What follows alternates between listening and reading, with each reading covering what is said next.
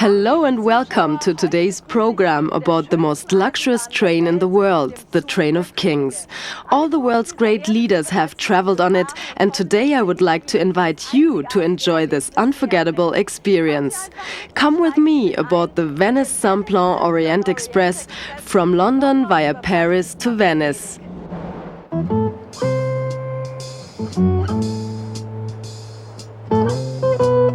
Victoria Station, London, at 11 o'clock in the morning.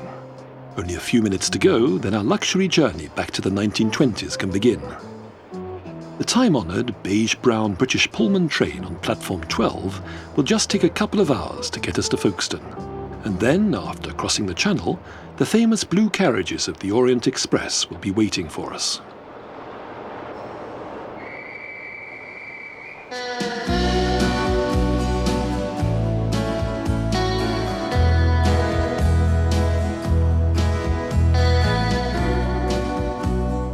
Uniformed stewards welcome each of us by name, a foretaste of the very individual attention each guest can expect throughout the trip. The British Pullman train is also a reflection of the elegant railway journeys around the turn of the century. In the skillfully restored carriages with their comfortable seats, valuable inlaid work, glass reliefs and mahogany panels, the eye is pampered in the finest British style.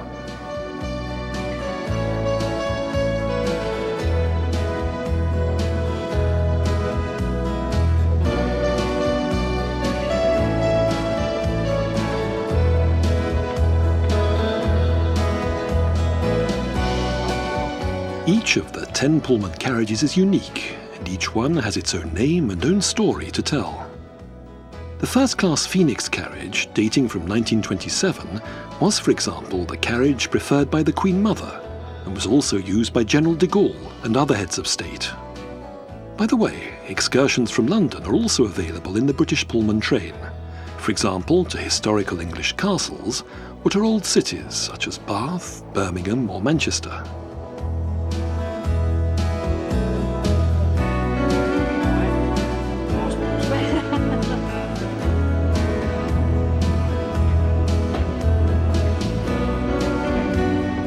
Time loses meaning on this trip. After a delicious lunch with champagne and wine, we arrive in the coastal town of Folkestone.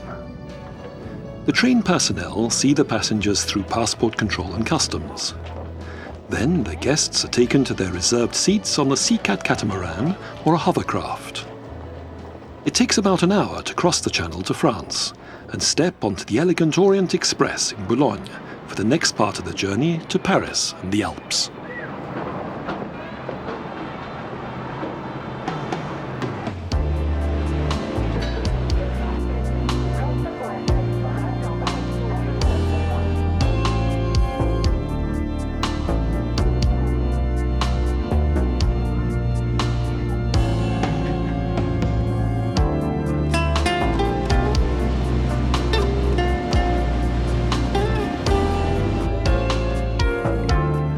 Anticipation is said to be one of the greatest of joys, and so most passengers are already busy gathering information about the original Venice Simplon-Orient-Express, which had its heyday in the golden 20s, and was from then on regarded as the epitome of luxury travel.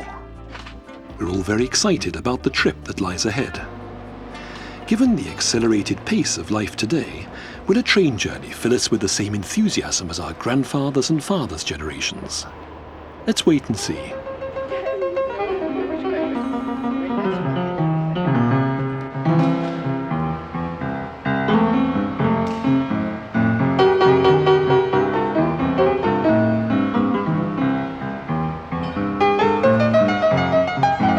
Welcome on board the legendary Orient Express.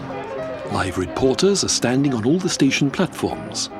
The real luxury, however, awaits you outside your compartment, since it's there that your cabin steward and private butler welcome you personally. Almost in a dream, Nathalie steps off the grey platform to suddenly find herself in the glamorous surrounding of fine marquetry, shiny brass, magnificent polished mahogany.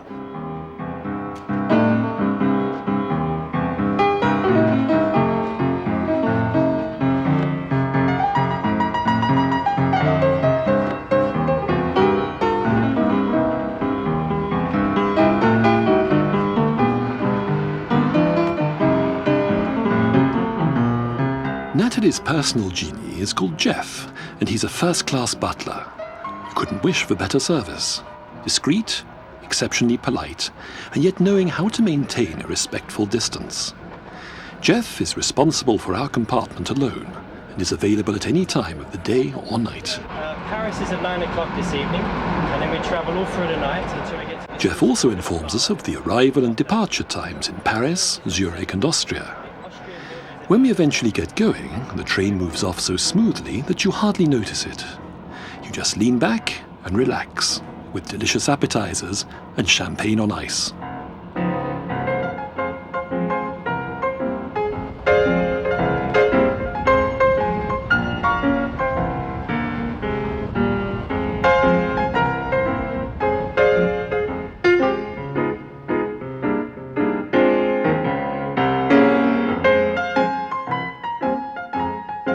The sound of the grand piano invites you into the splendid bar for a modern-day happy hour. It's just as you hoped it would be. Everything in the Queen's train has style. Appropriate clothing is therefore a must. Whether in a kilt, fashionable 20s clothing, or the latest cocktail outfit, elegance is the order of the day.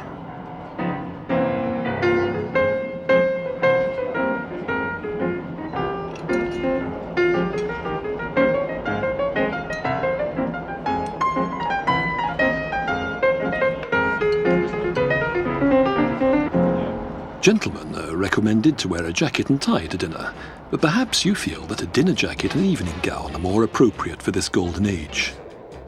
In the Orient Express, one can feel free to dress up to savour an excellent dinner in fitting surroundings.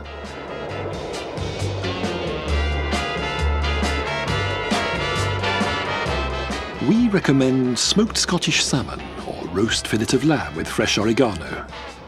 The French chef offers a selection of traditional, exquisitely prepared dishes for every meal.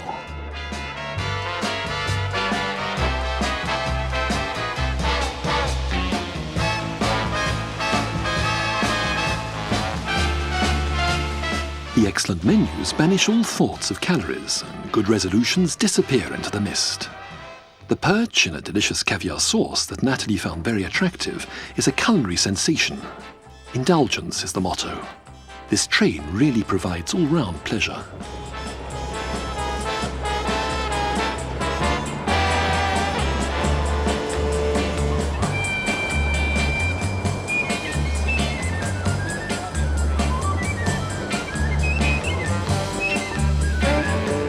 Arrival at the Gare de Lyon, Paris's main station.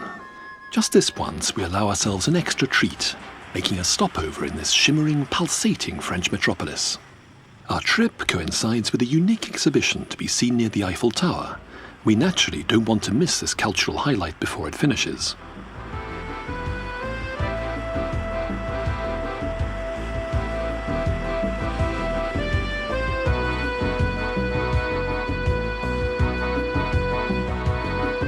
The glamorous setting is provided by the Fondation Mona Bismarck, named after the elegant American beauty who wed Count Edward von Bismarck, a grandson of the Iron Chancellor. The foundation is well known for its high-profile art exhibitions, such as this one showing Henri Matisse's Visage découvert. It includes the drawings which the artist did from 1945 to 1954, and which, in many cases, have only just been made available to the public.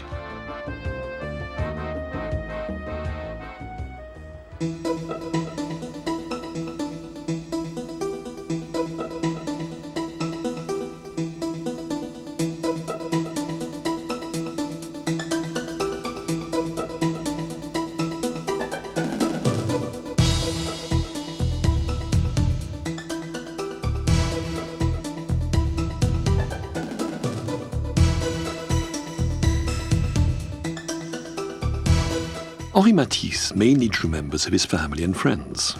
For him, drawing was female and painting male, but he was clearly able to reconcile the two. The Normandy-born artist was one of the leading figures of the Fauvism movement, and without Henri Matisse, art experts say that abstract expressionism would never have achieved such fame. Er ist einer der meistgesuchtesten Maler. Matisse is one of the most popular painters there are, because his subjects are so happy and positive, though I don't believe he was such a happy, positive person himself. But his paintings radiate such joy, such joie de vivre. The sunshine, the scenes from Nice, or the Odalisque, which we sold for $24 million. That's a sensational price for a painting of that size. As far as demand is concerned, Matisse paintings are on a par with Van Gogh and Picasso.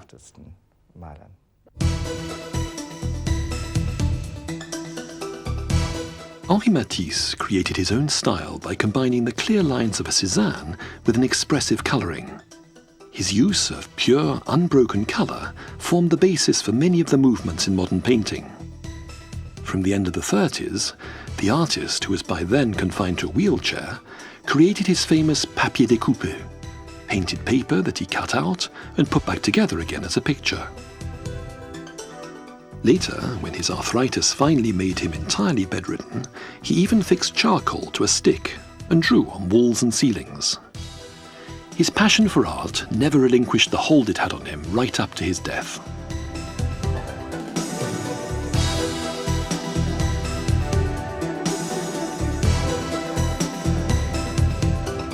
Nathalie has an appointment with Tana Matisse, the daughter-in-law of the legendary Henri. She is very shy and leads a quiet existence in her homes in Paris, on the Côte d'Azur, or in New York, where she lived very happily with her much older husband, Pierre Matisse, until he died. Born Countess Spreti, Tana Matisse also used this occasion in Paris to meet her cousin, Sotheby's director Count Spreti. She's not the only Matisse here, or so it seems. There's apparently a whole dynasty. Well, there are Matisse's 5 grandchildren, and then there are many great-grandchildren, and even great-great-grandchildren. So the Matisse family is a very big one. You married the son of Henri Matisse, who was, as far as I know, a very well-known art dealer. Can you tell me more about him? My husband always used to say that he was not the one who made the artist famous. On the contrary, they had made a name for him. And did your husband specialize in anything? Perhaps his father's art, for example? He didn't focus on his father's work, since his father was not really happy about him becoming an art dealer. However, he did help my husband to start with a portfolio of engravings and lithographs. But later, Pierre mainly exhibited the work of other painters, European artists on the whole. A few names? Yes, Giacometti, Dubuffet, Tanguy, Miro. These were in his first exhibition from 1931, and also Chagall until he died. And in addition, there were a few Spaniards like Saurer and Mires, Rivera, and many more who were not as successful. I believe he looked after the interests of, well, it must be almost 400 artists during the course of the career. Tana was very young and not yet married to Pierre Matisse when her future father-in-law, Henri, died in 1954 at the age of 84. Like all the other descendants, all she knows about Matisse are the anecdotes and reminiscences she's heard from others. Anybody wishing to learn more about the life and art history of Henri Matisse can obtain a comprehensive picture of the artist in the Matisse Museum in Nice.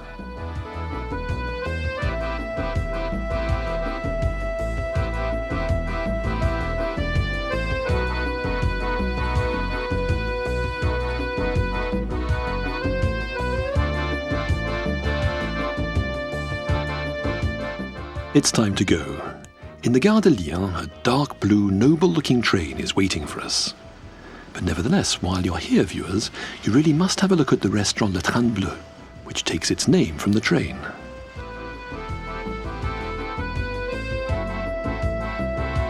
Today, stucco and gold leaf decorate the time-honoured dining room just as splendidly as they did in 1901. The former waiting room is a remnant of the Paris World Exhibition.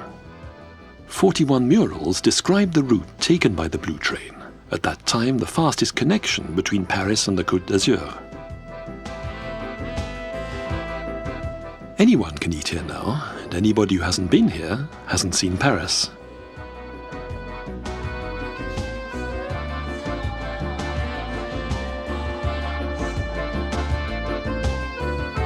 Aboard the Orient Express, we return to the golden age of the Belle Époque. We're all very keen to know what the next day will be bringing.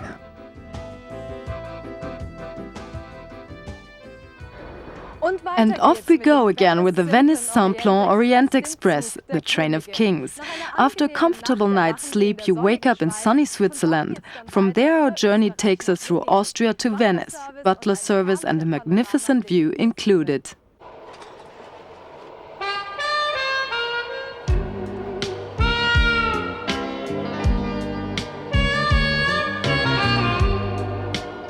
The legend surrounding the Orient Express has existed ever since its very first trip in 1883.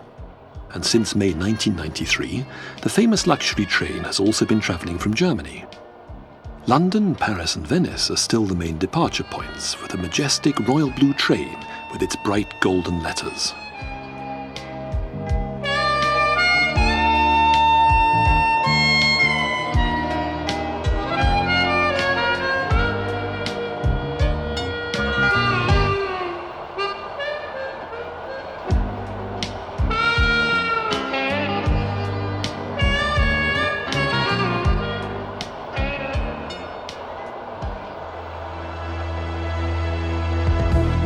In the last 60 glorious years of its existence, all kinds of shining personalities have crossed the European continent. Princes, film stars, mistresses and spies have all enjoyed the sumptuous luxury offered by this train. Ladies and gentlemen, good morning. It's our pleasure to inform you that the first sitting for lunch is now being served in the dining cars. Thank you. The train has 3 different dining carriages, a piano bar, as well as 8 sleeping carriages, each with 8 compartments. Up to 176 passengers can enjoy this experience and be added to an impressive list of passengers, ranging from King Edward of England to Mata Hari.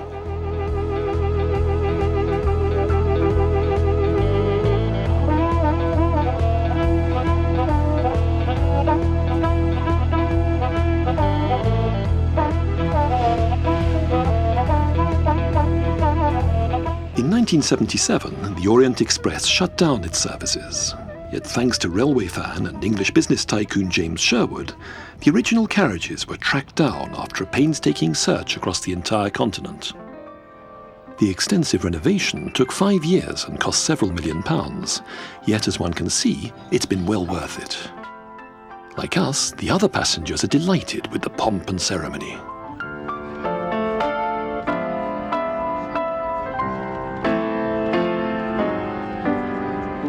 Absolutely super. Everything about it, the opulence, the service, excellent. What is the reason that you came here? Something we've always wanted to do, and normally we're overseas in Africa, and we just felt something completely different from African continent and back into Europe, and thoroughly enjoyed it. Plus the fact we were celebrating our wedding anniversary, which made it extra special.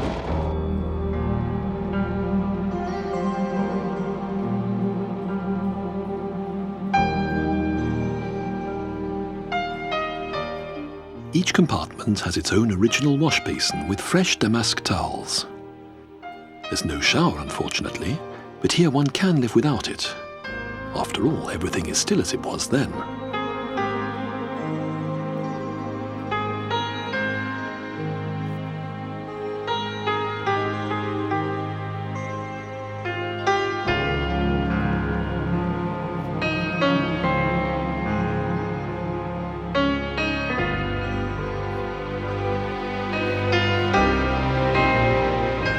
Particularly sumptuous are the carriages with their detailed marquetry, Art Deco lamps and original Lalique panels.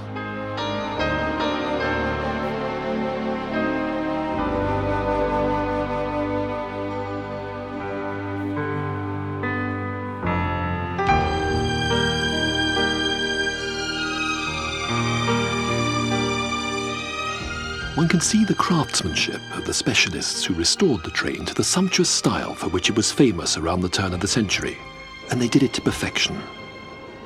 Thanks to James Sherwood, anybody who enjoys such style can experience the round-the-clock luxuries of the 20s for themselves.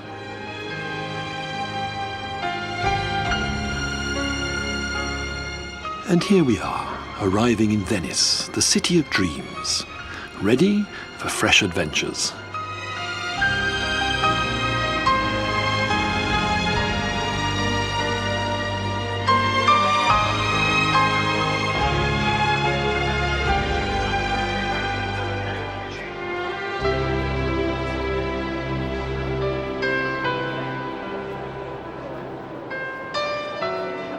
A little sadly, we finally leave the train we've become so attached to and set off on new adventures. A water taxi is waiting to take us to our chosen destination, the Cipriani, an Orient Express hotel and one of the most beautiful in the world. With the bright sunlight glittering off the water, the trip across the lagoon is an unforgettable experience.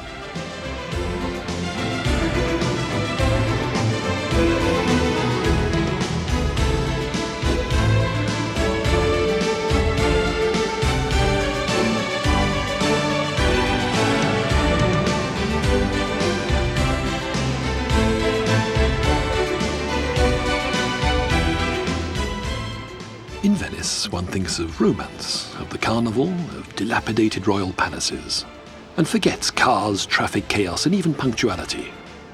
There are more important things in this labyrinth on stilts. We simply let ourselves be propelled to the waters on the other side of St. Mark's Square. On Giudecca Island, Venice's top hotel rises majestically before us.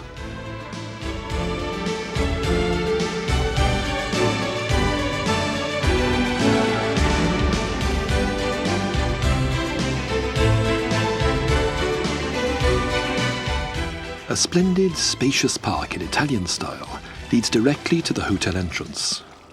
Although no longer in the hands of the famous Cipriani family of Venetian restaurateurs, managing director Nathalie Rusconi continues to run this leading hotel exactly as its former owners would have wished. Each of the 100 rooms is equipped with fabulous Venetian furniture and magnificent marble baths.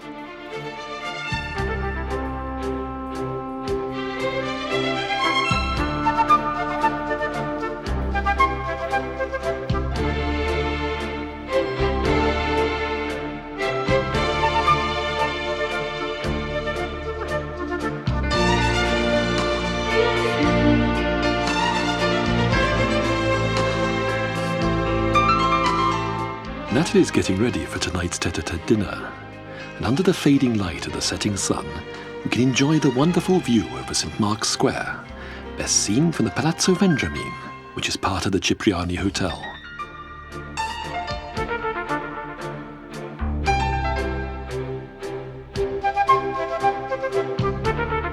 In Venice, Natalie is naturally unable to resist a drink in Harry's Bar. It's been an institution since 1931. Without a reservation, it's impossible to get a table either for lunch or dinner. Natalie arrives just as the bar opens, and the barkeeper serves her a very special cocktail, the famous Bellini, a mixture of peach juice and Prosecco. Everybody loves this unique city on water. A whole series of events are organized here throughout the year, and you shouldn't miss them if you're there. And whether by air, sea or rail, Venice is always well worth a trip.